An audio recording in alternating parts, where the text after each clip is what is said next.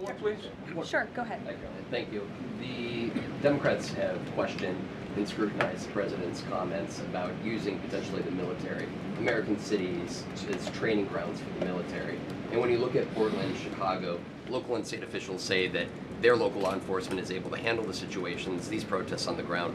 The president says that Portland is burning, using that as justification for the National Guard in Portland. But when you look here in Washington, D.C., the president just last week said it is now a completely safe city, and there are still National Guard members on the streets that are not involved in ICE activities.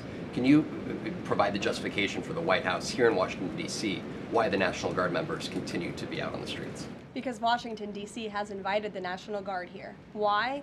Because the mayor is doing the right thing, unlike mayors in other cities like Portland, as Caitlin and others have pointed out, who refuse to see that there are positive results from when local law enforcement works with federal law enforcement to do the right thing on behalf of their citizens. And Washington, D.C. is no doubt a safer city right now, today, than it was a few months ago when President Trump started this initiative to make D.C. safe again. And the National Guard is still here because the president and the mayor agree that it's a good thing for the city. Just like you're seeing in Memphis, for instance. We'll have National Guard deployed to Memphis. We have federal agents who are on the ground working with state and local law enforcement. The state police in Tennessee are part of this effort. The local metropolitan police in Memphis are part of this effort. State and local law enforcement and federal law enforcement should be working together. And it's a shame that we see in some cities across the country that their mayors are just simply refusing to cooperate because they don't like Donald Trump. And that's what this boils down to. And I don't think any American would disagree that Chicago needs more law enforcement reinforcements, that they need more resources. Look at this headline from over the weekend. At least 30 people shot during the weekend in Democrat-run Chicago.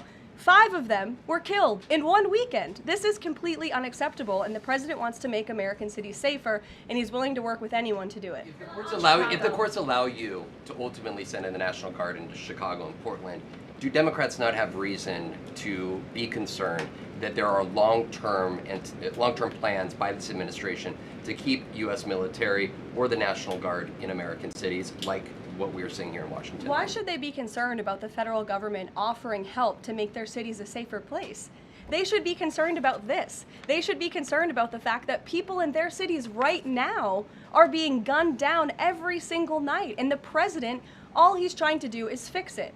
And there has been a complete smear campaign by the Democrats and the media, quite frankly. I was reading Political Playbook this morning, one of the most inside the Beltway newsletters you can find. And you guys are framing this like the president wants to take over the American cities with the military. The president wants to help these local leaders who have been completely ineffective in securing their own cities. And we have already seen there's a positive formula for that. Look at Washington, D.C. The murder rate has declined significantly. Our streets are safer. People who live here feel safer. All of you in this room, I know you do, you just won't admit it. And it's a proven system that works, and the president wants to make America's cities safe again. And I don't think there's anything wrong with that. Michael. Thank you, Caroline. 2 questions, if I may. Because the mayor wants them. Michael. These talks in Egypt. If Hamas